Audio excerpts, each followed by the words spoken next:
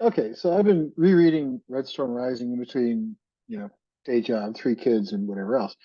And it's taking me a little longer than I wanted to get through, but I'm like 85% of the way through it. But I wanted to do another video on this guy right here. So this is an older book from Tom Clancy, who did not write this book alone. It was actually with Larry Bond. So if you look on the copyright page, Larry's listed. If you look on the front cover, he's not. Whatever reason they did that. But to me, Red Storm Rising is more it's not just a typical Tom Clancy book. It's not like Jack Ryan is about to go save the universe from whatever. Jack Ryan's not even in it, right? So this is war between the USSR and the United States, and it's a huge conflict. It's a 800 page book or something. I mean, it's massive. Sorry, 650 page book. Um, and it thoroughly a page turn. But one of the things it does well that I don't think a lot of books do, and I don't think I've touched on enough in my own writing, and certainly modern thrillers don't do it, and certainly action movies don't, is oftentimes now we see the hero of the movie, the hero of the book, gets into a firefight with somebody, shoots somebody, and has, okay, cool, let's move on. Lee Child, great example of this, right? So Reacher has no qualms whatsoever about shooting people in the head if they deserve it. He doesn't shoot innocent people. He shoots people who do deserve it, and that's fair. But the he doesn't do it with due process of law. He's fictional, and in real life, let's face it, Reacher would be in prison.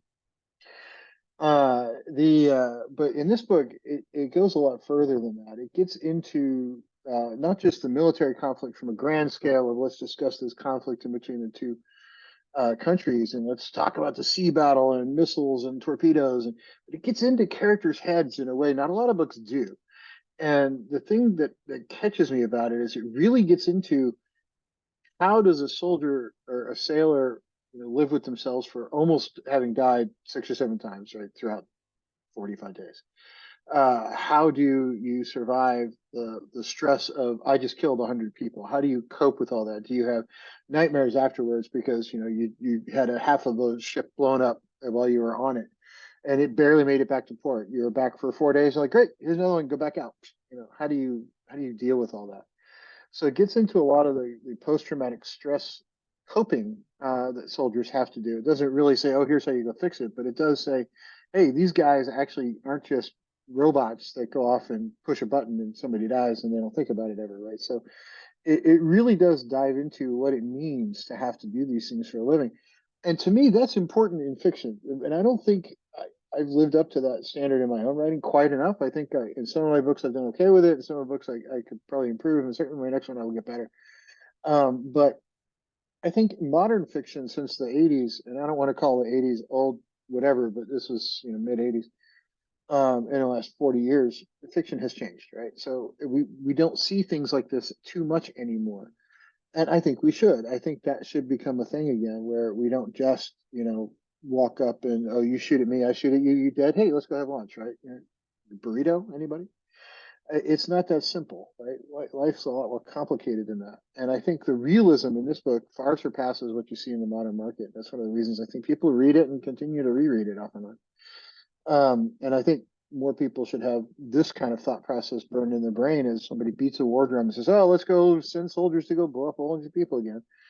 As a veteran, not always a great idea. So sometimes it's needed and sometimes it's necessary. And anybody in the military will tell you, if we're needed, call upon us, we'll go do it. But please don't call if you don't really have to, right? It's one of those things. So you don't do it lightly. You need to make that decision very, very, very carefully, only after all other options have been exhausted.